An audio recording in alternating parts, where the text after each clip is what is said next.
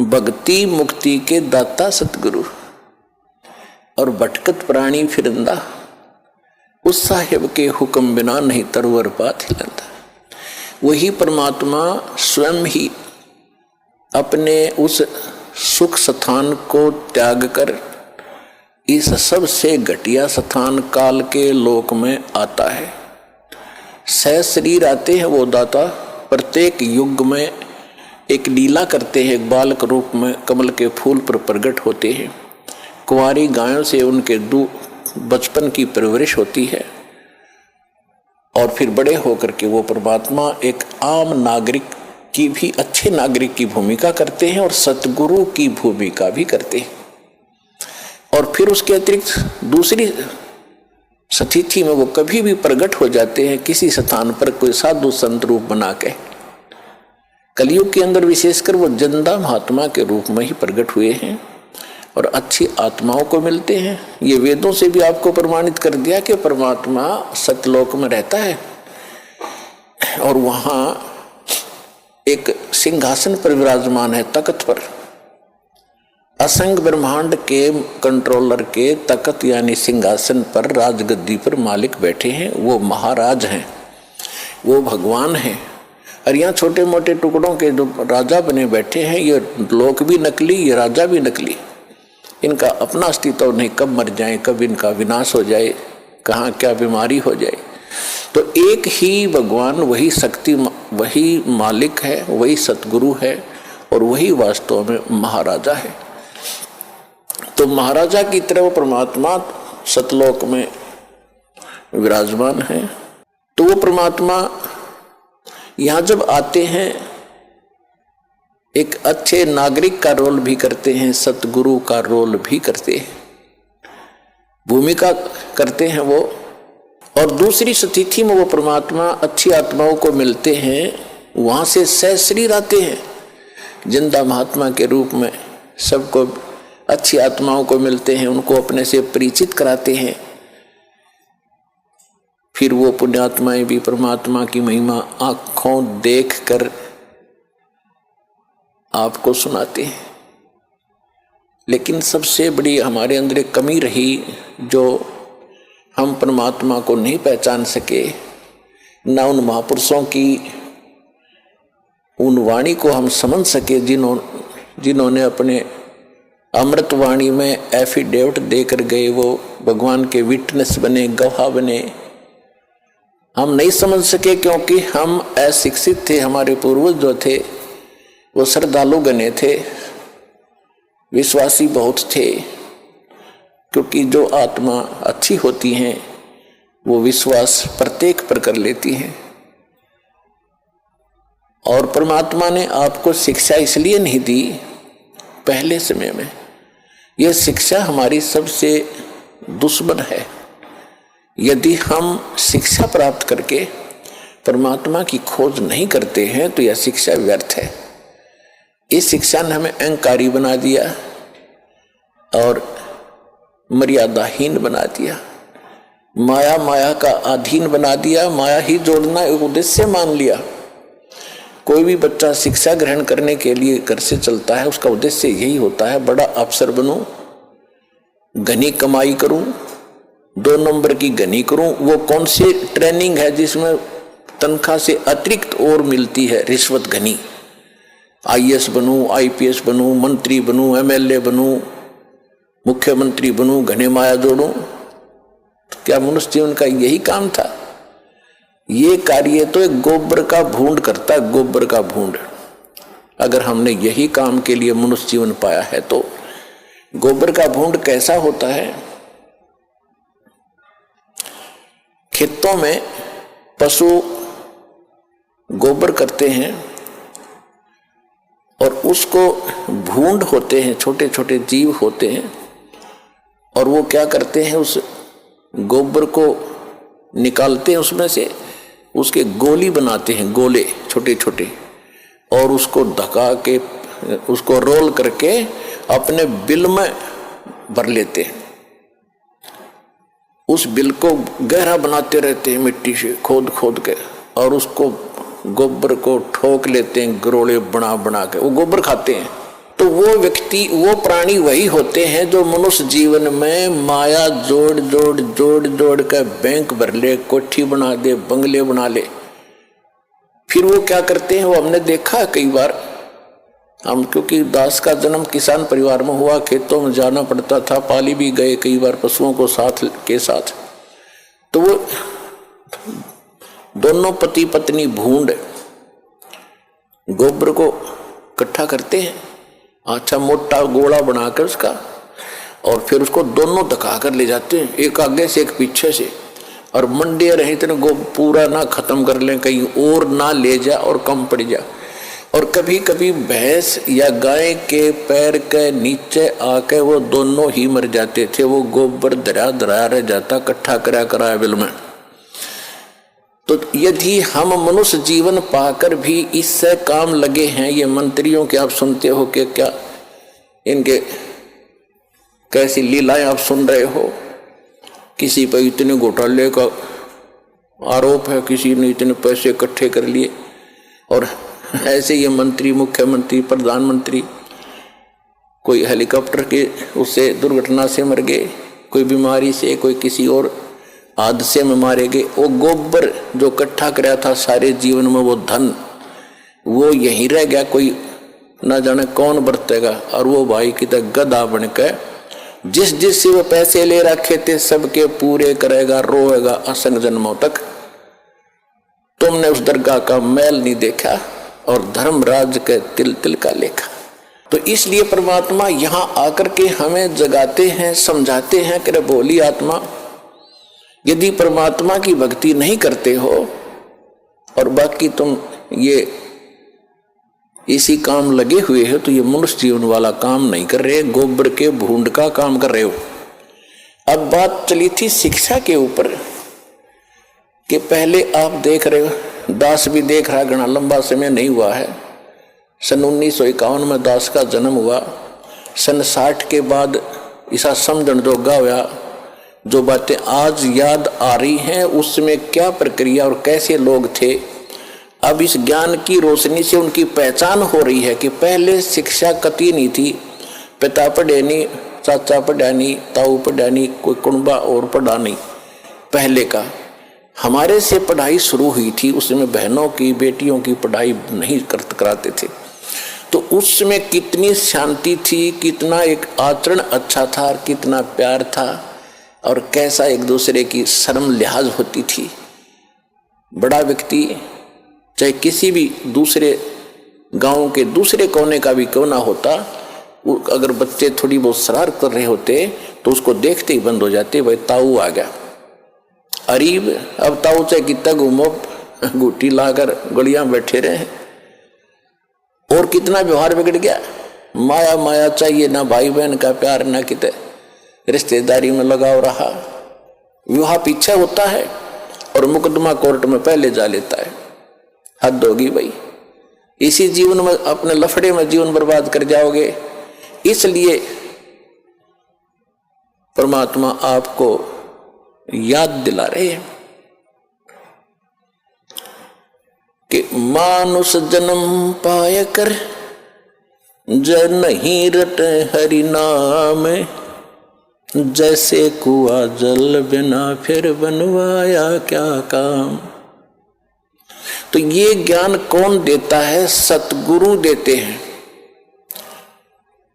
और वो सतगुरु कैसी लीला करते हैं? कबीर भगवान जब स्वयं आते हैं, अच्छी आत्माओं को मिलते हैं, उनको सतलोक ले जाते हैं, फिर वापस छोड़ते हैं, फिर अपने से परिचित करा के और सबको ज्ञान सुनाते हैं। लेकिन उन महापुरुषों के उन गूढ़ रहस्यों को, क्योंकि परमात्मा ने कहा था कि तुम कितना ही कुछ कर लो ये मानेंगे नहीं, क्योंकि इनको ज्ञान ही नहीं है।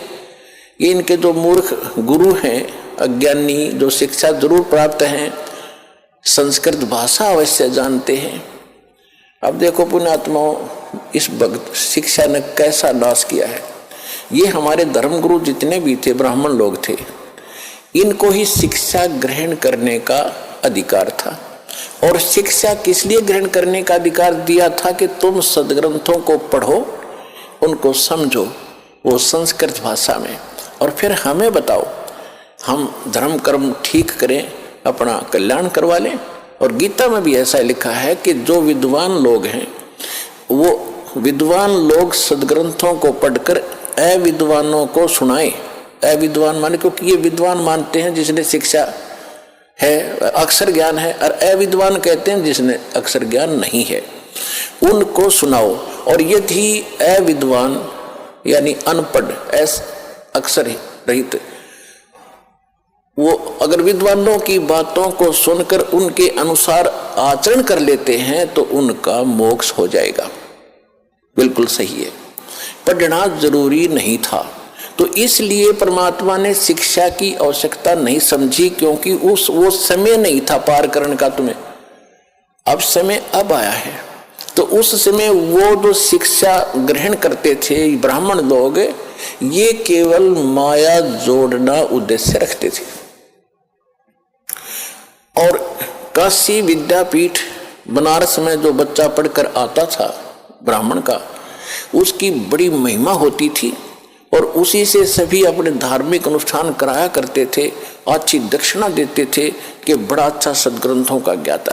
तो उन धर्म गुरुओं का एक उद्देश्य बन गया कि माया घनी कैसे बने। इन्होंने माया इकट्ठा करना ही उद्देश्य मान लिया।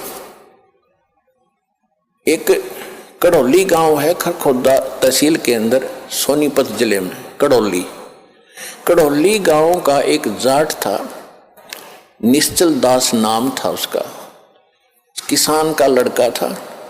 उसने जब वो समझण जोगा हुआ 10-12 वर्ष का, तो उसके मन में प्रेरणा हुई कि भी हमारे जितने भी सदग्रंथ वेद गीता पुराण जो भी हैं ये सारे संस्कृत भाषा में हैं और मैं संस्कृत भाषा पढ़ूं। और ये और जो धर्म गुरु हैं ये तो स्वार्थवश इनको पैसे लेते हैं और अटपट में लगा रखा है। मैं सदग्रंथों को पढ़ूंगा, वास्तविक ज्ञान करा करके फिर सच्चा ज्ञान लोगों को बांटूंगा फ्री में। तो इस उद्देश्य से उसने बनारस काशी विद्यापीठ में प्रवेश पाना चाहा शिक्षार्थ। तो उसके सामने एक समस्या आ गई कि वहां केवल ब्राह्मण के लोग बच्चों को ही, ब्राह्मणों के बच्चों को ही प्रवेश मिलता था। उसके लिए गांव से नंबरदार होते थे, सरपंच नहीं होते थे, उनसे लिखवा कर ले जाना पड़ता था कि इस गांव का ब्राह्मण का पुत्र है, उसको प्रवेश मिलता था। तो उसने एक नंबरदार ऐसे ही अशिक्षित होते थे, उसने आप पे लिख लिया कि ये निश्चलदार पुत्र फलाना गांव कड़ौली और ब्राह्मण का बेटा है। उसके दस्तखत करा लिए, वो प्रवेश पा लिया। प्रत्येक कक्षा में प्रत्येक वर्ष सबसे टॉप में आवे, संस्कृत भाषा सीख ली, बहुत अच्छा। जब शिक्षा पूर्ण करके वो चलने लगा तो जो प्रिंसिपल था वहां का, बनारस का जो ब्राह्मण प्रिंसिपल था यानी मुख्य अध्यापक था, शिक्षक था, उसके एक कन्या विवाह के योग्य थी, युवती थी।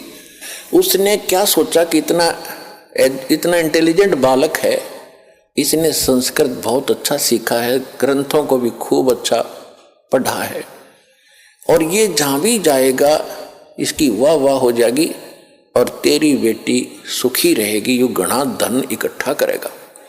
इसलिए उसने मन बना लिया कि इस बच्चे से अपनी बेटी को ब्याह दूं, विवाह कर दूं। जब वो निश्चल दास गया उसके पास, प्राचार्य के पास, प्रिंसिपल के पास कि हे गुरुदेव, आपकी कृपा से आपका बच्चा अपनी शिक्षा पूर्ण करके अब सेवार्थ जा रहा है, मुझे आशीर्वाद दो, मैं सफल हूं जिस उद्देश्य को लेकर आया हूं। तो उसने कहा कि बेटा फिर गुरु को कुछ दक्षिणा भी देते हैं, दक्षिणा दे। दक्षिणा लो जी, मेरे पास क्या है, मत लगा कि वचनबद्ध हो जा। अच्छा जी, वचनबद्ध हो जा, मैं अपनी लड़की का विवाह तेरे से करना चाहता हूं, तुझे करना पड़ेगा। अब यहां फंस गया निश्चल दास धर्म संकट में, क्योंकि ब्राह्मण लोग अन्य जाति से विवाह नहीं करते थे अपनी बच्चियों बेटा बेटियों का। अगर ऐसा उनको पता चल जाए तो वो हंगामा खड़ा कर देते। तो उसने सोचा ये घर अगर ऐसा हो गया तो गांव में ही विरोध होगा, फिर ये पूरा ग्रुप मेरा विरोध करेगा और बात बिगड़ जाएगी, और मैं ग्रस्त आश्रम अपनाना नहीं चाहता। फिर उसने बताया गुरुदेव चाहे मुझे सजा देना और चाहे कुछ भी कहना, मैं एक सच्ची बात बताता हूँ, मैं ब्राह्मण नहीं हूँ, मैं जाट का लड़का हूँ, कड़ौली मेरा गांव है, आप पता कर सकते हो। मैं इस उद्देश्य से आया था कि मैं इस ज्ञान को फ्री बांटूंगा, ये ब्राह्मण लोग इसका मूल्य ले रहे हैं, मैं वो मूल्य नहीं लेना चाहता।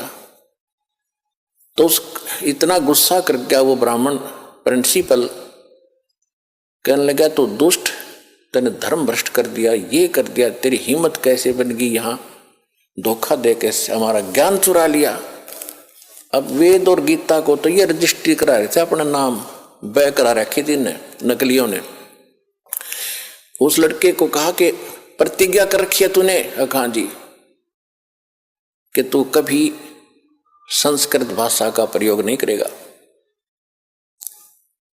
और किसी संस्कृत भाषा में कोई प्रवचन नहीं करेगा और जा सकता है। और तुझे श्राप दे दिया उसने कि तुझे प्रतिदिन एक बार 1 घंटा बुखार बना करेगा ताकि तेरी गलती तुझे सदा याद रहे। तो पुण्यात्माओं देख उस दुष्ट आत्मा ने, अब ये ज्ञान की कमी, हम किसी को श्राप देते हैं क्योंकि पूर्व भक्ति का धन होता है, उसका श्राप भी फल जाता है। अब तो सारे नकली हो लिए, किसी श्राप फले ना किसी आशीर्वाद फले, खाली हैं सब। पहले अच्छे लोग होते थे, चाहे किसी जाति के थे, वो पिछले पुण्य कर्मों से परिपूर्ण होते थे, वो किसी को श्राप दे देते उसको बुरा हो जाता, उसकी पूंजी खत्म होती, आशीर्वाद देते तो भी उनकी पूंजी चोरी होती, नष्ट होती कमाई। इस करके ये यही काल के जाल में उलट पुलट होकर यहीं फंस गए। अब इससे निकलने के लिए हमें ज्ञान की आवश्यकता थी। अब उस वहां से जो वो निश्चल दास जी आगे, अब उसके सामने समस्या होगी कि ज्ञान तो मैं प्रचार करूंगा लेकिन संस्कृत प्रयोग में नहीं करूंगा। उसने क्या किया कि फिर दादू पंथ, एक दादू साहब हुए हैं जिनको परमात्मा कबीर जी मिले थे। अब परमात्मा ने क्या किया है, वो अच्छी आत्माओं को मिलते हैं और उनको अपना कुछ झलक देते हैं जिसको ये दिखता है कि ये तेरे अनुकूल चलेगा। तो दादू जी को परमात्मा मिले, आंखों देखकर आए और फिर दादू साहब ने कबीर भगवान की बहुत महिमा गाई, लेकिन दादू जी को परमात्मा ने पूर्ण ज्ञान नहीं दिया। इसलिए नहीं दिया कि उस पंथ के लोग भी आज फिर वही गीत गा रहे होते जो आज हमने बताना था, लेकिन ये जरूर पक्का करवा दिया कि जो काशी में जो धानक थे वो परमात्मा है, जो बनारस में आए हुए थे वो मेरे सतगुरु वही है। जिन मुझको निज नाम दिया सोए सतगुरु हमारे, दादू दूसरा कोई नहीं ये कबीर सिरजनहारे। उन्होंने एफिडेविट दे दिए, विटनेस बन गए कबीर भगवान के, लेकिन आगे चल के उस पंथ में कबीर साहब का नामो निशान नहीं है। दादू पंथ में दादू जी को पूर्ण परमात्मा, दादू जी का कोई जन्म नहीं हुआ, अपने आप प्रकट हुए। इस तरह वहां मिले थे, फलान हो गया था, उसकी माँ को आशीर्वाद दे दिया था एक संत ने। तो इस तरह करके वो दादू जी को ही खुदा बनाए बैठे हैं, वो कुछ भी बनाए रहो। फिर निश्चल दास जी ने वहां दीक्षा ली, दीक्षा लेकर के फिर संत वाणी में एक निश्चल ग्रंथ बनाया, लेकिन निश्चल दास के पास भी वो ज्ञान नहीं था। वेदों के ही अटपट कर रखी है उसने, जैसा वेद गीता उसने समझा संस्कृत में, उन्हीं को फिर संत वाणी में लिख रखा है, उसमें कुछ भी नहीं। मैंने उसको खूब पढ़ा और देखा। तो कहने का भाव ये है कि पहले ये जो शिक्षा थी ये एक वर्ग के बांध रखी थी और अन्य अशिक्षित थे। परमात्मा ने इसलिए इस बुराई को अन्य समाज में नहीं जाने दे दिया कि ये कत्ती घर के रहेंगे ना घाट के। आज ब्राह्मणों को देख लो, जो भी पंडिताई करता उसका सर्वनाश हो रहा है। जो भी ब्राह्मणपना करता लास्ट में प्राणमट्टी होगी इसकी ये हमने खूब देखा हुआ। ब्राह्मण मतलब ये नहीं कोई जाति कास्ट ब्राह्मण नहीं है, क्योंकि हमने ज्ञान से उठना ऊपर। इन संसारिक जो बंधन हैं, सीमाएं हैं, ये ज्ञान से अपने आप टूट जाएंगी। मेरे पूज्य गुरुदेव जी स्वामी राम देवानंद जी, ये इसी हरियाणा के रहने वाले, दादरी के पास एक 45 गांव है।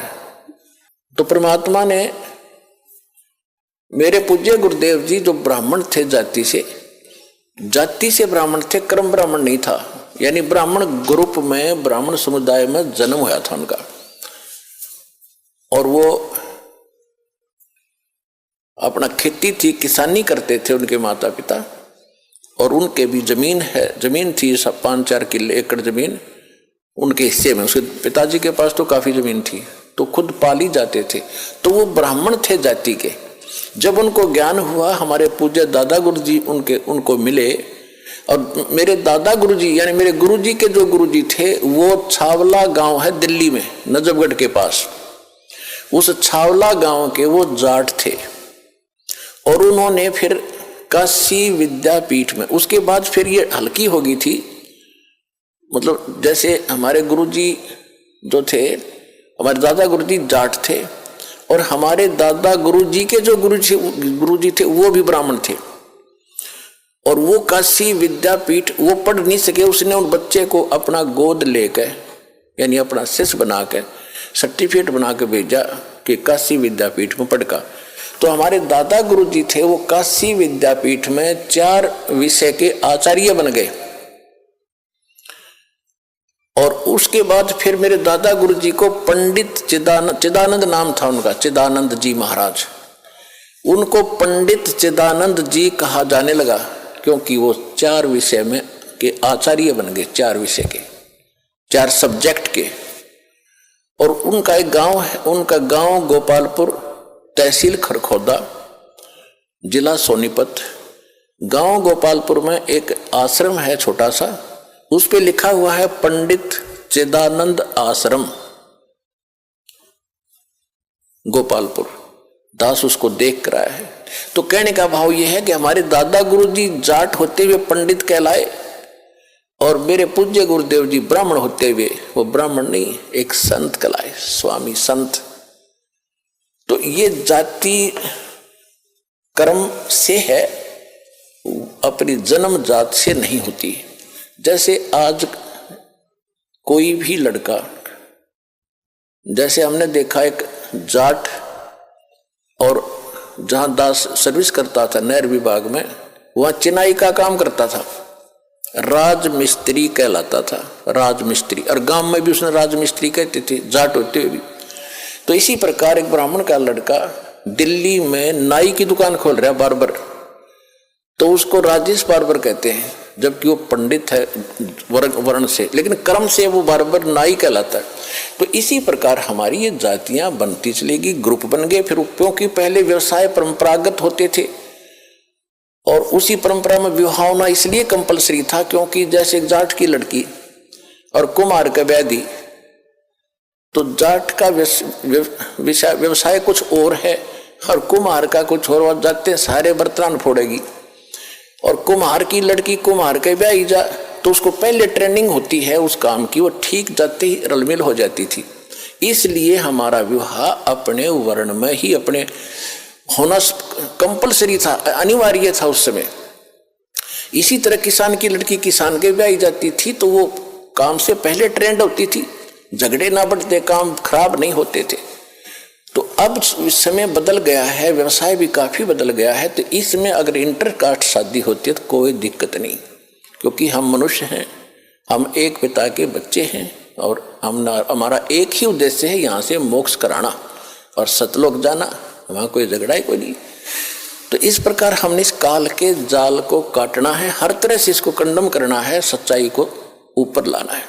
तो इसलिए ये विद्या जो थी ये सीमित होकर रह गई, और परमात्मा ने ये इसलिए आपको नहीं आने दिया आप तक, क्योंकि वो पीक टाइम नहीं आया था, प्राइम टाइम नहीं आया था। जिसमें आपको पार करना था। वो कब करना था? परमेश्वर ने काल से कहा था, जब काल की और परमेश्वर कबीर जी की गोष्ठी हुई थी प्रथम सतयुग में। जब सारी बात हो गई कि आप किस लिए आए हो सतलोक से, अपने परमात्मा ने अपना रूप बदल रखा था, अपने पुत्र जोगजीत का रूप बना रखा था। और ये जो काल है ये भी उस परमात्मा का 17वां पुत्र है, ये उसका 17वां पुत्र है। और इसने वहां गलती कर दी थी, जिस कारण से इसको निष्कासित कर दिया। हमने भी गलती की थी, जितने भी प्राणी, चींटी, हाथी, मकोड़े, कीड़े, पशु पक्षी, ब्रह्मा विष्णु महेश और हम राजे महाराजे, ये सभी वहीं रहते थे सतलोक में। एक जैसा वहां पर हमारा शरीर था, एक जैसा खान पान था, एक जैसा सुख था। तो हम अपनी गलती से इस कंगाल के साथ आ गए। यहाँ कुछ भी चीज पूरी नहीं, हर समय हर एक चीज का अभाव रहता है। मार मार एक रोटी का काम पूरा ना होता सारे जीवन में जीव का। पशुओं ने देख ले, उसके पीछे भाग रहा है उसको खाने के लिए, हिंसक पशु जैसे पशु हैं दूसरे शाकाहारी, वो सारा दिन घास चर चर के खाएं जार निकालें जार, खाएं जार निकालें जार, मर जाओ। क्या यही जीवन है? सतलोक में सारी सुविधाएं हैं, जो खाओगे वही बॉडी में हजम होता है, ना कोई टट्टी ना पेशाब, उसमें कुछ नहीं होता। ऐसा गजब का ना कोई। अब सोता उठते आदमी फ्रेश होता है, फ्रेश होते सबसे पहले टट्टी मास दे है। तो यहाँ तो ऐसा ही रहेगा। तो वहां चलेंगे हम जहाँ सारा सुख है, इतना सुंदर शरीर कभी व्यर्थ नहीं होते, वहां कोई बकवास नहीं आती, मन में दोष नहीं होता। जब आत्मा निर्मल हो जाती है, विकार होते ही नहीं, बकवाद करने की इच्छा ही नहीं बनती। तो ज्ञान से अब परमात्मा ने ये शिक्षा इसलिए दी हमारे को कि हम जो मैं बताऊंगा, परमात्मा के ने कहा था कि जो ज्ञान हम देंगे फिर हम अपना एक दास भेजेंगे। वो तो ज्ञान परमात्मा 600 वर्ष पहले सतगुरु रूप में दे गए थे, कबीर भगवान कबीर वाणी के माध्यम से। कबीर सागर, कबीर बीजक, कबीर शब्दावली, कबीर साखी, इस तरह उन्होंने कई भागों में बांट रखा है, बाद में प्रिंट करने वालों ने। बाकी ये सभी कबीर वाणी है, जिसके विषय में गीता अध्याय नंबर 4 के श्लोक नंबर 32 में कहा कि वो परमात्मा स्वयं अपने मुख कमल से जो ज्ञान देता है, उसमें यज्ञ यानी धार्मिक अनुष्ठानों की जानकारी विस्तार के साथ बताता है, और उसको जानने के बाद सब कर्मों से मुक्त हो जाता है। चौथे अध्याय के 34वें श्लोक में कहा कि उस ज्ञान को तत्वदर्शी संतों के पास जाकर समझ। तो कहने का भाव यह है कि परमात्मा ने 600 वर्ष पहले आकर ये तत्व ज्ञान बताया था। तो जब काल से बात हुई थी और परमात्मा अपने जोगजीत पुत्र के रूप में आए थे, जब काल के लोक में प्रवेश किया, किस लिए आए थे? कि हमें दुखी देखा कि ये मेरे बच्चे वहाँ कितने सुखी थे, कोई दुख नहीं था, कोई मृत्यु नहीं, कोई कैंसर नहीं, कोई कोढ़ नहीं, कोई बीपी हाई ना लो होता था, ना कोई शुगर बीमारी थी, और ना इनको खाने का अभाव था, मजदूर बने फिरते। काल ने हमारे को कितना मूर्ख बना रखा है। किसी के पास थोड़ा सा पद मिल जाता है तो नीचे वालों को इतना दबा के रखता है, सब अपने कर्म फोड़ता सारा दिन, उनकी आत्मा दुखा दुखा के। चाहे कोई फैक्ट्री मालिक है, चाहे कोई IAS IPS अधिकारी है, या कोई डॉक्टर इंजीनियर जज है, ये नहीं देखते तुम कर क्या रहे हो, क्योंकि ज्ञान नहीं है। किसी की आत्मा दुखावे होए होए उसका, ये परमात्मा के बच्चे हैं। आप कहते हैं जो तगड़ा व्यक्ति और निर्बल को सताता है, उसकी आत्मा रोती है। आत्मा रोती है क्योंकि वो मुकाबला तो कर ही नहीं सकता किसी भी तरीके से। ताकतवर मीन जैसे कोई पद की ताकत है, पोस्ट की ताकत है, या वैसे अपने कोई घर कबीले में घने व्यक्ति हो जाए उनकी ताकत है, स्वयं बलशाली है। तो इस तरह का व्यक्ति गरीबों को सताता है, अपने से नीचे वालों को इतना तंग करता है कि जितना वो कर सकता है बिना ज्ञान के। तो यहाँ परमात्मा ने आके बताया है कि कबीर गरीब ना सताइए, जाकी मोटी हाय, और बिना श्वास की जीव से लो भस्म हो जाए। देखो कहते हैं गरीब को ना सताना, आपकी ये हालत हो जाएगी, क्योंकि वो तो जीवित श्वास है, आत्मा से उसका कनेक्शन है, रो रहा है, उसकी आत्मा दुखी है, तो उसको जरूर प्रतिफल मिलेगा, 2 दिन पीछे मिल जाएगा। उदाहरण दिया है कि जैसे पहले एक धौंकनी होती थी, पशु के चाम की बनाई जाती थी, और लोहार और सुनार लोग उसी का प्रयोग करते थे। उसमें ऐसे एक हैंडल सा लगा लेते थे, उसको पकड़ के ऐसे करते थे, आगे उसका एक छोटा सा सुराख होता था उस चमड़े में, और वहीं से वो हवा लेती थी और फिर ऐसे छोड़ते थे तो वो हवा फूंक मारती थी अग्नि में, ऐरन में, जहाँ पर लोहे को गर्म किया जाता था, पिघलाया जाता था। तो परमात्मा कहते हैं कि वो बिना जीव की श्वास यानी मरे हुए जीव पशु की खाल की श्वास ने लोह को भस्म कर दिया। और ये तो जीवित सांस है, आहे जो आए है, कहते ये गरीब ने ना सताइए जाकी मोटी हाय, और बिना जीव की श्वास से लोह भस्म हो जाए। और तुम तो जीवित श्वास को दुखी कर रहे हो, तुम्हारा क्या हाल हो जाएगा। तो इस काल ने हमें न्यों भी आप एक दूसरे के साथ अपने कर्म बिगाड़ने के लिए सिस्टम पूरा फिट कर रखा है कि इनकी बिरान माटी कर दूं, और फिर ये अपने वो एक दूसरे का किया कर्म यहाँ भोगते रहे और आजीवन दुख पाते रहे। और परमात्मा इसलिए आते हैं कि ये बुरा करते हैं अनजाने में। आज किसी की चोरी की, निंदा की, उसका अगले जन्म में फिर देना पड़ता है। कोई दामाद बनकर लेगा, बेटी भी लेगा, धन भी लेगा, और फिर मर जाएगा, और बेटी विधवा होगी, फिर उसके पालन पोषण में बच्चों के लागा रहेगा वो मूर्ख। तो ये तो यहाँ का की व्यवस्था है, इसको समझना पड़ेगा।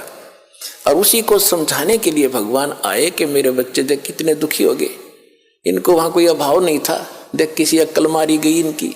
तो जिस माता पिता के बालक बिगड़ जाए किसी कारण से भी, उसको चैन नहीं पड़ता जब तक उसकी पार बसाओगे। उन्होंने सोचेगा ये कभी सुधरे और वापस आ जा, और फिर मैं सीने से लगा लूँ, इनको सारी संपत्ति दे दूँ, मैंने क्या करना है। तो वो हमारा पिता है। हम गलत आदमी इस काल के आके फंस गए। ये गंदा आदमी है, ये कति झूठा कपटी, हर तरह से हमें मूर्ख बनाकर यहाँ पर फांस रहा है।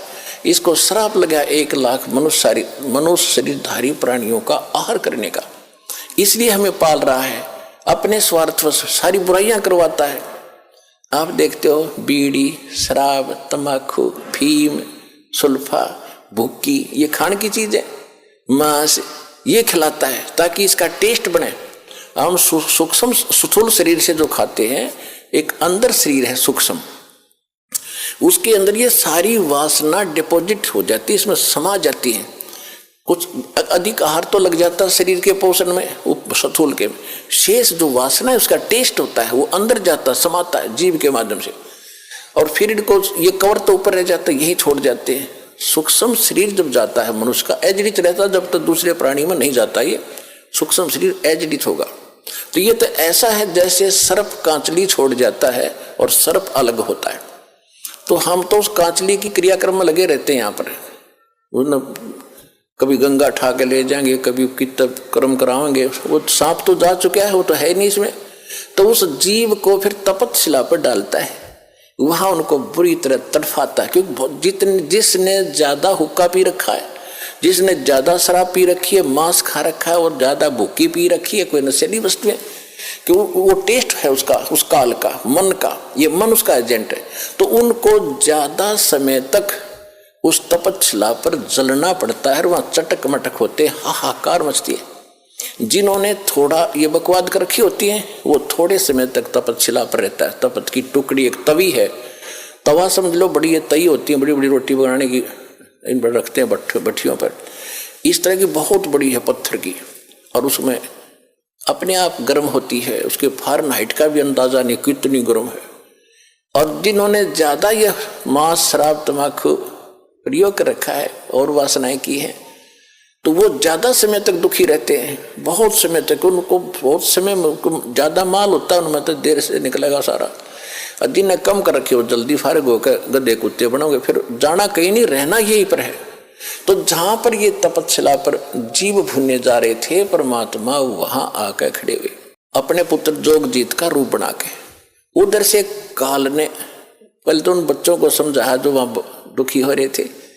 वो पूछ रहे कि हे परमात्मा, परमात्मा के वहां पहुंचते ही कबीर भगवान के, उनकी सब की जलन बंद होगी। वो भट्टी न्योकिनो जल रही है, तो ये तो न्योकिनो गर्म ऐसे ही, और उनका कोई आंच नहीं। जैसे प्रहलाद भगत के आंच नहीं लगी, भगवान की कृपा से एक बिल्ली के बच्चे एक कुम्हार ने आवा लगाया था। आवा लगाते थे मटके पकाने के लिए। कच्चे मटके में बिल्ली की आदत होती है कहीं से बच्चे उठाए कहीं रख दिए। उसने रातों रात एक मटके में बच्चे रख दिए। कुम्हार ने वक्त से आकर वो घड़ा नीचे दाब दिया, पहुंच गया जहाँ भी ठाठा धर दिया फटाफट जल्दी में, और अगले दिन उस दिन आग लगा दी उसमें। फिर वो बिल्ली आई घूम फिर के आहार करके, तो उसके चारों तरफ रोए, हाहाकार मचा रखा, बच्चे म्याऊ म्याऊ करे। तो कुम्हारी बड़ी दयालु थी, भक्त सी भगवान की पूर्व जन्म की। वो संस्कार देखो कैसे बिगड़ते हैं और कैसे बनते हैं। तो उस कुम्हारी को पता लग गया कि ये तो बिल्ली के बच्चे इसकी मटके में रह गए और अब हमारे वश से बाहर की बात हो गई। और अब माँ को पता होता है बच्चों का कितना दुख है। वो भी माँ थी और बिल्ली भी माँ थी। तो कुम्हारी ने मालिक से अर्ज लगाई, हे परमात्मा, हम पर पाप बनेगा, गलती बन गई, हे दाता इसके बच्चे बचे। उधर से वो बिल्ली भी पुकार रही थी। तो मालिक ने क्या किया, देखो पूर्व जन्म के दास जो आपको कह रहा है ये काल कैसे बर्बाद कराता रहा, क्योंकि ऐसी परिस्थितियां पैदा कर देता है कि हम अपनी पूंजी को नाश करते ही रहे। अब देखो आपने पुणात्मा, ये तत्व ज्ञान है। ये रामकृष्ण की स्टोरी तक कोई सुना देगा, खड़ा होगा, कितने भी सुन लियो तुम, 5-4 संस्कृत श्लोक बोल देगा, तुमने राजी कर देगा, दक्षिणा लेगा, और ये होता ही रहा अभी तक। ये तत्व ज्ञान है जिसका सब तरह का निष्कर्ष निकलेगा। अब प्रश्न चल रहा है कि तुम्हारी चोरी हो रही है, तुम यहाँ पूंजी कभी इकट्ठी करते हो, फिर चोर कैसे कैसे तुम्हें लूटते हैं ठग। अब जैसे एक टटीरी थी, महाभारत में प्रकरण आता है, ये सच कथाएं हैं। आज तो वैज्ञानिक पाक के इनमें ना समझ माती ना हो, बाकी सच्चाई मिटा नहीं करती किसी के ना मानने से। महाभारत में एक कहानी आती है कि एक टटीरी पक्षी है, टटीरी, उसने कुरुक्षेत्र के मैदान में अंडे उत्पन्न कर दिए। जमीन पर पैदा करती है वह अंडे। और उधर से क्या हो गया, महाभारत के युद्ध का समय वहीं उसी दौरान खड़ा हो गया। चारों तरफ से दोनों तरफ सेना खड़ी होगी, आन लगी। तब उसने देखा ये तो कमाल हो गया, तेरे बच्चे मारे जाएंगे, घोड़ों के हाथियों के पैरों के नीचे, रथों के नीचे आके कट जाएंगे। तो उसने भगवान से अर्ज लगाई, हे परमात्मा मेरे बच्चों की रक्षा करना।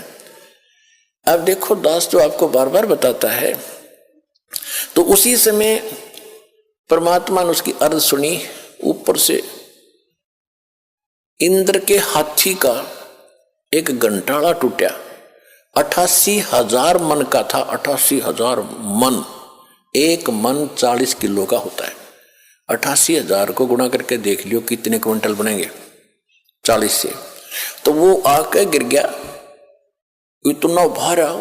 अब उस महाभारत के युद्ध में किसने फुर्सत थी, किसने देखा। महाभारत हो गया, 18 करोड़ आदमी कट के मर गए, और वो अंडा के आंच भी ना लगी, वो नो के नो बच्चे बन गए, वो नो के नो अंडे सुरक्षित पाए। फिर बाद में देखा भाई यूं क्या है ना, होता है वो सब न लाग लू कब गेरा टेढ़ा, तो बच्चे पाए नो के नो, और टटीरी वहां आकर बैठ गई। तो कहने का भाव ये पुणात्मा, टटीरी ना तो राम की पूजा करती थी, ना श्री कृष्ण न जाने थी, ना कोई विष्णु उस समय जानती थी, किसी को नहीं जानती थी। इसी तरह ना बिल्ली जानती थी किसने पुकारूं, आत्मा रोए थी। उस समय परमात्मा आत्मा परमात्मा को याद करती है, चाहे पशु की है चाहे पक्षी की। और उनकी सुनाई कैसे होती है, अगर उनके पूर्व जन्म के कोई पुण्य उनके साथ थे तो वहां बचाव होता है। जैसे दास पहले श्री राम श्री कृष्ण जी का, विष्णु जी का पुजारी था, हनुमान जी का पुजारी था, और घर में जो भी सुख हो रहे थे, सुख हम पहला सुख मानते थे, संतान ब्याह हो गया, विवाह के बाद बेटा बेटी हो गए, क्या बात हुई, और सोचते थे मेरे भगवान ने दे दिया, श्री राम ने दे दिया, कृष्ण ने, जो सा भी सामना आ जाता उससे का शुक्रिया कर देते थे। ध्यान में आते ही अगर हनुमान जी ने दया कर दी, बाबा श्याम जी ने दया कर दी। अब दया अब पता चला, सूक्ष्म ज्ञान की रोशनी से पता चला कि ये तो हमारा पूर्व जन्म का संस्कार ही हमें मिल रहा था। जैसे पास हो गए बच्चे, इसी में खुशी मनाते हैं। बच्चे को तो वही बड़ी भारी बात होती है और बड़ा हर्ष का काम होता है कि पास हो गया, हो फिर नौकरी मिल गई, कहना है क्या, अच्छी सर्विस मिल गई। तो ये सब हम अपने इन भगवानों को देते थे जिनकी हम पूजा करते थे, श्रेय उनको देते थे, क्रेडिट। अब पता चला ये तो कुछ कर ही नहीं सकते थे। वो तो कबीर परमात्मा ही पिछले जन्म के संस्कारों से ही आपकी मदद करता आ रहा था, चाहे कोई पशु है चाहे कोई पक्षी। तो इस प्रकार हमने इस ज्ञान को समझना है। परमात्मा सत्संग के अंदर हर पहलू पर विचार प्रकाश डाला जाता है ताकि आप अच्छी तरह दृढ़ हो इस ज्ञान पर। ये एक ऐसा सामूहिक सत्संग स्थल है, ऐसा शिक्षा स्थल है जिसमें प्रथम कक्षा के बच्चे भी आते हैं। यही पढ़ाई जाती है, इसको इकट्ठा ही बैठा के। और इसमें दूसरी कक्षा के यानी तो दूसरी बार हाजिरी लगवाने आए हैं। प्रथम कक्षा के तो इसमें पहला नाम प्राप्त है, दूसरी के जिनको सतनाम प्राप्त है, और फाइनल वाले भी हैं जिनको सार नाम प्राप्त है। तो सबको ही ज्ञान दिया जाता है और इस ज्ञान की रह रहकर सबको आवश्यकता होती है। सार नाम प्राप्त करके इंसान कोई खुदा नहीं बन जाता या मुक्त नहीं हो गया वो, यदि उसकी वो इस ज्ञान को आधार बनाकर अपना जीवन नहीं जीवेगा तो कभी भी फेल हो जाएगा, यहीं फिर काल का फंस जाएगा। इसी तरह कमाई तो उसकी नो की नो बच जाएगी जो कमाई कर ली, लेकिन यहीं रहेगा तो फिर उसको इसी तरह कभी ब्रह्मा बनाएगा, कभी विष्णु, कभी शिव बनाएगा, फिर देवता बनाएगा, फिर बिल्ली बनाएगा। वो पूंजी तो इस समय की होगी आपके पास और वहां आपको ठगा जाएगा। एक दूसरे को दुआ, बच्चों के लिए ही भिक्षा भीख मांग कर दुआएं दे देकर। ये देखी बुढ़ा बुढ़िया, पुराने समय में बुढ़िया क्या करती थी, कोई बहू आती थी, कोई बड्डी शानी उससे के पैर दबाया करती थी बड्डी के, और वह आशीर्वाद देती थी, हे बेटी तो पुत्ता फड़ियो दूधा नहाइयो और तेरा तो बूढ़ सुहागन हो। बूढ़ सुहागन माने बुढ़ापे तक नाम रहे तेरा पति, ये आशीर्वाद देती थी।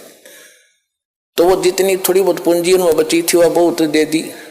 हाँ, बहू फिर आगे दे देगी अपनी बहू आते ही, और अंत में कोई से पीछे कुछ पल्ला कुछ नहीं रहा। अब हम ऐसी गलती नहीं करेंगे, किसी को दुआ नहीं देना, किसी को आशीर्वाद देकर अपनी चोरी मत करवाना, ठगवाना मत। अपने बच्चों को भगवान से जोड़ दो। अब बेटा आप भी कमाई करो, तुम भी मजदूरी करो भगवान की, या आप पे सुखी रखेंगे, सारा धन इनके पास भी हो जाएगा। ऐसी गलती नहीं करना जो आपको हर पहलू पर सतर्क किया जाता है। और हमने देखा पहले तो बुढ़िया अपनी बहू अपनी सासू के पैर दबा रही, एक फार्मोटी कराती 5-2-4 मिनट, और वह निर्यत आशीर्वाद दे देती बिना गिनती के। और फिर सासू बहू का हो गया झगड़ा, और फिर नौकरा तेरे भाई मरियो, तेरे भतीजे मरियो, तेरा नाश होइयो। वह बुढ़िया फिर दूसरे बैंड पकड़गी, दूसरा स्टेशन पकड़गी।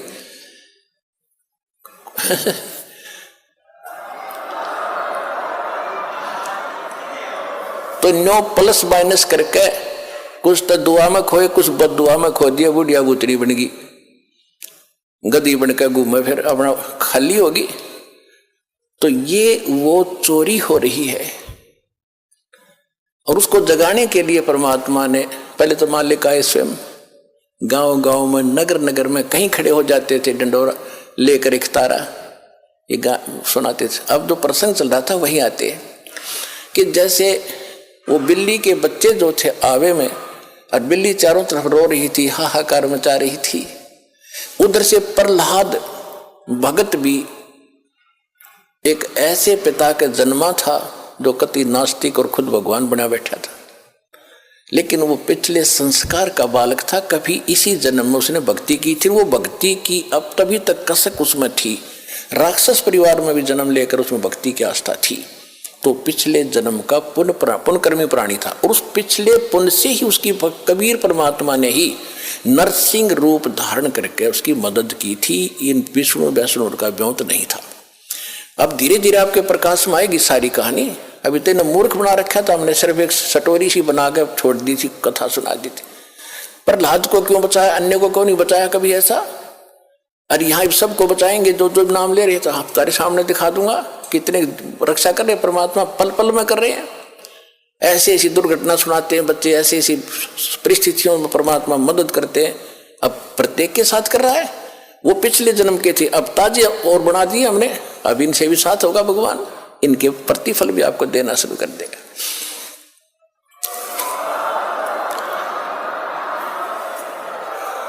तो प्रहलाद कच्चा पक्का था।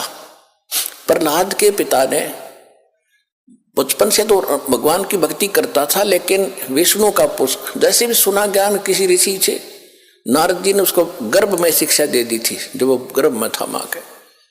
उसके आधार से वो विष्णु जी का पुजारी बन गया। और विष्णु का दुश्मन हिरण्यकशिपु, उसका पिता, उसने ब्रह्मा की भक्ति करके शक्ति प्राप्त कर ली, थोड़ी बहुत सिद्धि शायद उस हल्दी की गांठ से पंसारी बन गया कि मैं ही खुदा हूं, सुबह मरूं ना शाम मरूं, आशीर्वाद ले लिया, पशु से मरूं ना पक्षी से मरूं, अमर मान लिया अपने आप को। इस कारण से उसने अपने बेटे से कह दिया कि विष्णु का नाम नहीं लेगा, भगवान की भक्ति नहीं करेगा। अब वो कुछ उसको क्या किया कि एक सांडा और मुर्का नाम के दो भाई थे ब्राह्मण, वो आचार्य थे, गुरु थे, जो उस प्रहलाद को और वहां के अन्य ब्राह्मणों के बच्चों को पढ़ा करते। ये खुद भी ब्राह्मण था, हिरण्यकशिपु। तो प्रहलाद को उनके पास भेज दिया कि तुम इनको पढ़ाओ और मेरे को भगवान इसके अंदर दचाओ। तो उस समय प्रहलाद कच्चा पक्का सा हो रहा था कि भी हो सकता, ये भी हो सकता। रोज देखो, एक झूठ ने 100 बार सुन ले तो वह सच्ची सी बन जाती है। इसी स्थिति में परमात्मा ने उसको फिर दृढ़ करना था।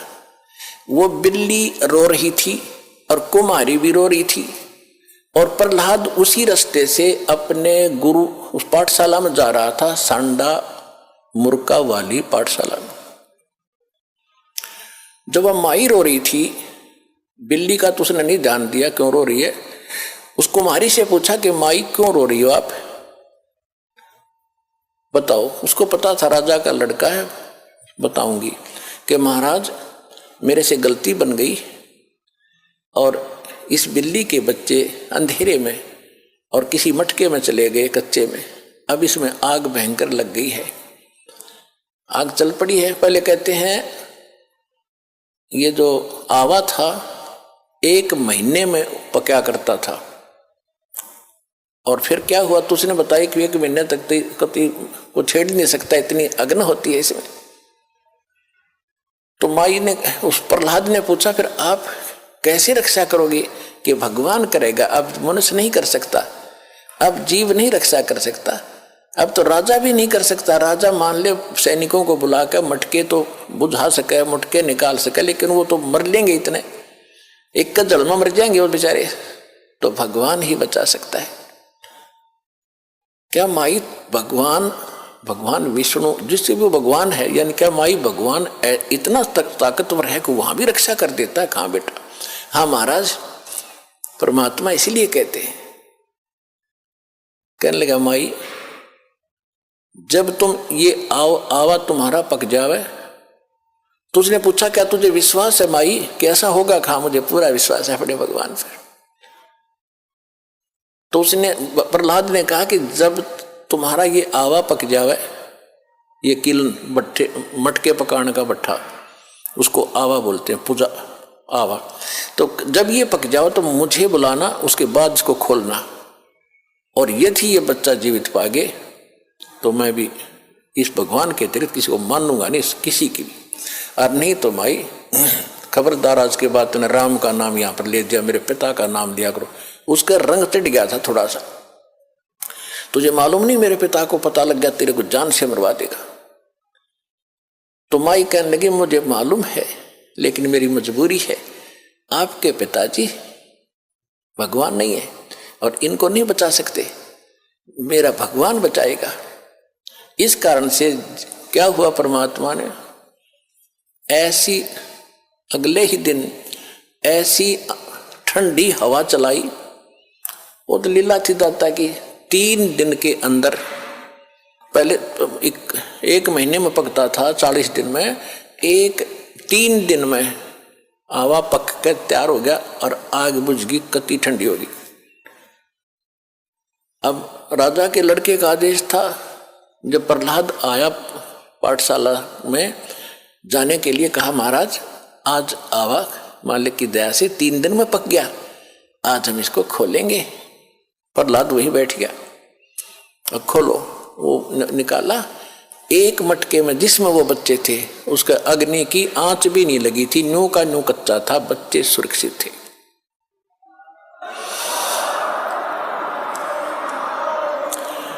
तो उस दिन से प्रहलाद को दृढ़ विश्वास हो गया कि सचमुच भगवान ही कर सकता था, मेरा पिता यहाँ कोई का कोई रोल नहीं था। तो बेसिक राजा है और बेशक ये भगवान कहता।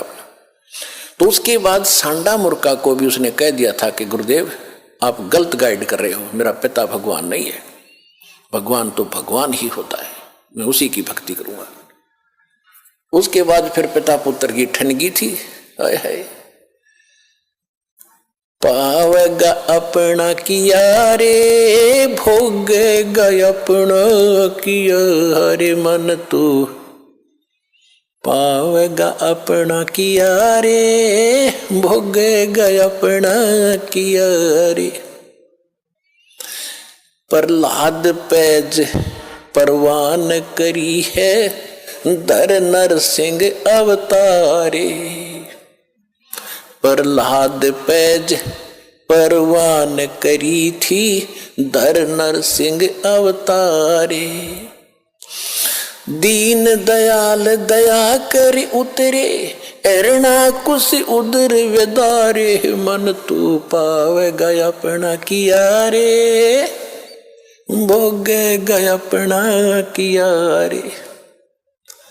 गरीबदास साहिब जी को परमात्मा कबीर जी मिले थे, गांव छुड़ानी, जिला झज्जर, हरियाणा में। ये किसान थे, जाट थे, खेतों में बहुत बड़े लैंड लॉर्ड थे, 1500-1600 एकड़ जमीन थी और वहाँ अपने खेतों में पाली गए हुए थे, गौवें चरा रहे थे। वहाँ सतलोक से परमात्मा अपने विधान अनुसार कबीर जी जिंदा महात्मा के रूप में आकर उतरे थे।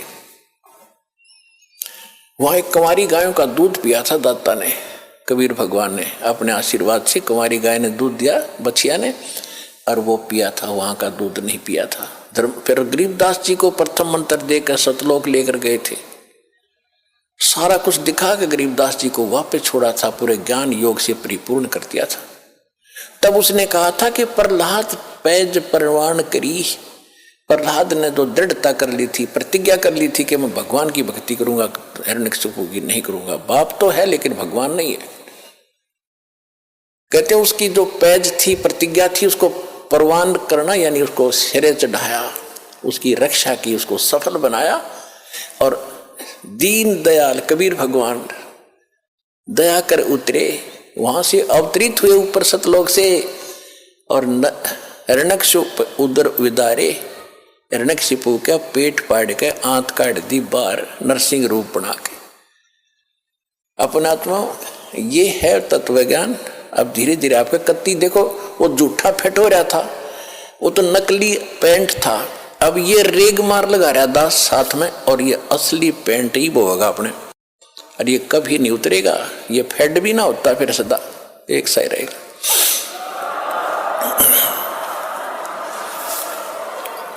अब प्रसंग चल रहा था, कबीर परमात्मा जोगजीत रूप में वहां खड़े हैं जहां पर वो जीवों को भून रहा था। उनके जाने से वो तपस्या पर बिल्कुल आंच बंद होगी, जैसे बिल्ली के बच्चों के आंच नहीं लगी, सारे और मटके पक गए।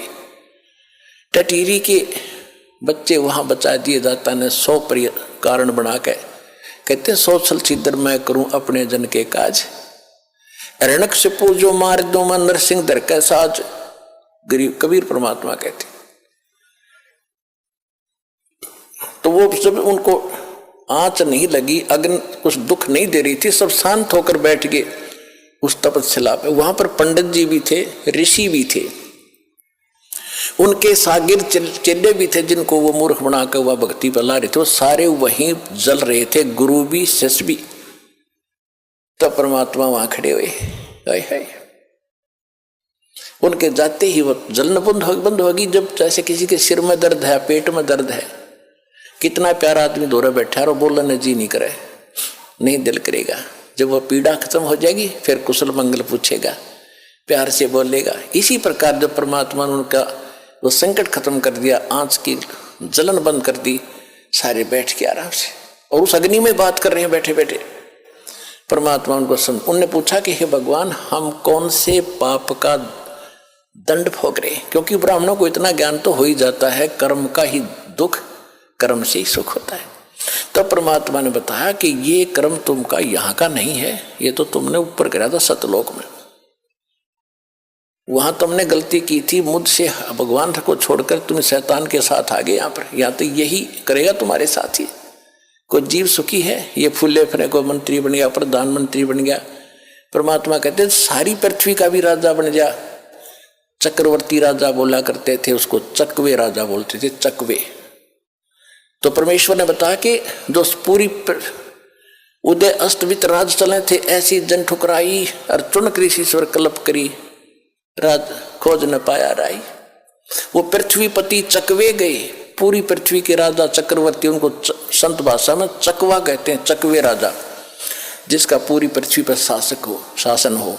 पृथ्वीपति चकवे गए, जिनके चक्र चलंत, रावण श्री खे कौन गण, ऐसे गए अनंत। फिर क्या बताया कि चकवे हो गए चूहा। वो जो चक्रवर्ती राजा थे फिर बाद में चूहे बन गए मृत्यु के बाद, और फिर उड़े बिल खुद पंजों से बिल खोद कर रह रहा हो प्राणी, चाट ले उस चक्रवर्ती राजा की उस पोस्ट को। तो यहां परमात्मा ज्ञान दे रहे थे कि तुमने जो गलती की थी वहां पर सतलोक में इस शैतान के साथ आगे, तुम यहां नीचे जाकर तो फूल जाते हो, किसी की नहीं सुनते हो। फिर परमात्मा ने सारी सृष्टि रचना सुनाई, तुम ऐसे मर रहे हो। अब कौन है तुम्हारे साथ? वो माया जोड़ कर रखा है, जो लड़ने बेटे बाप के मरते ही अंतिम संस्कार कराना और बांटने लग जाएंगे, यो मेरा, यो मेरा, यो मेरा। कोई शराब पी कर खो रहा है, कोई किसी तरह बर्बाद कर रहा है।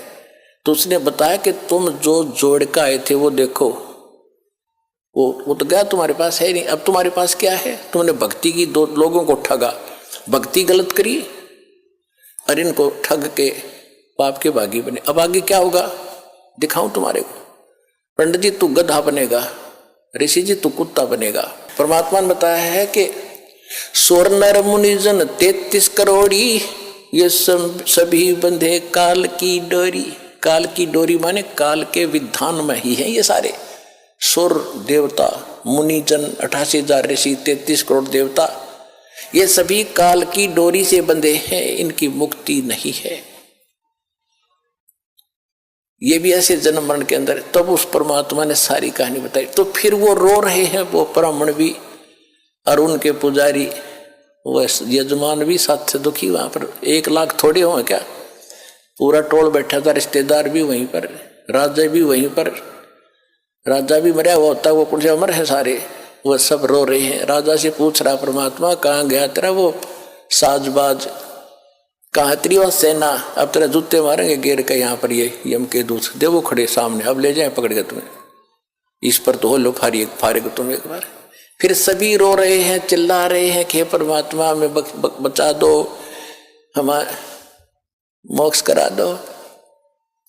परमात्मा बोले कि जब तुम जाए धरो जग नर देहा, जब तुम संसार में जाकर मनुष्य जीवन प्राप्त करो, तब तुम करना मम सत शब्द स्नेहा, तब तुम मेरे इस सच्चे ज्ञान को पर विश्वास करना, प्रेम करना, जो मैं आज बता रहा हूं। फिर मैं वहां नीचे जाके ज्ञान देऊंगा, लेकिन तुम सुनते नहीं हो। तब उन्होंने कहा कि हे भगवान, अब जीव कहे सुनो पुरुष पुराना। अब पता लग गया कि ये वास्तव भगवान ये है। पुरुष पुराण माने सनातन परमात्मा, पुरुष माने परमात्मा, पुराना माने सबसे आदि का। जीव कहे सुन पुरुष पुराना, देह धर विसरो नहीं ज्ञाना। हम फिर मनुष्य जीवन पाओगे तो ज्ञान में भूलेंगे नहीं। यू काल सबसे पहले यही बुलाता है, या माँ के गर्भ से आते नहीं पता है नहीं मैं कौन था कहाँ से आ गया।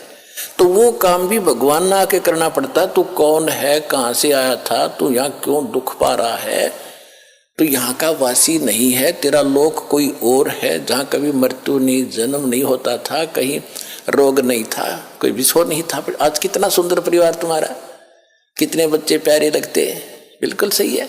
अरे 1 मिनट में ना बेटे का पता, ना बेटी का, ना बाप का, कुंबा का कुंबा मर जाता है। फ्लड में लाखों लोग मर जाते हैं। ओए होए होए।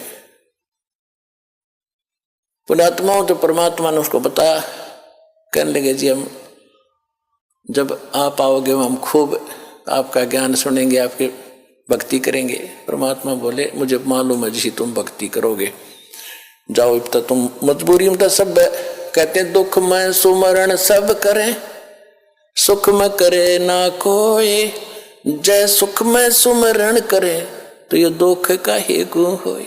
सुख में सुमरण किया नहीं और दुख में करते याद, कह कबीरता दास की फिर कौन सुने फरियाद।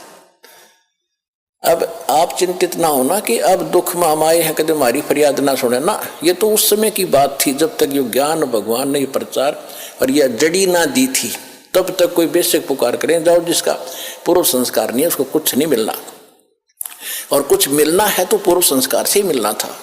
अब आपको पूर्व संस्कार तो आपका सुरक्षित है ही, लेकिन आगे जो भक्ति बता दी इससे आपकी रक्षा होगी, आपकी पुकार भी सुनी जाएगी, आपके संकट भी दूर होंगे, आपका रोग भी दूर होगा, आपका मोक्ष भी होगा। ये तो नए सिरे चार्जर हो गए।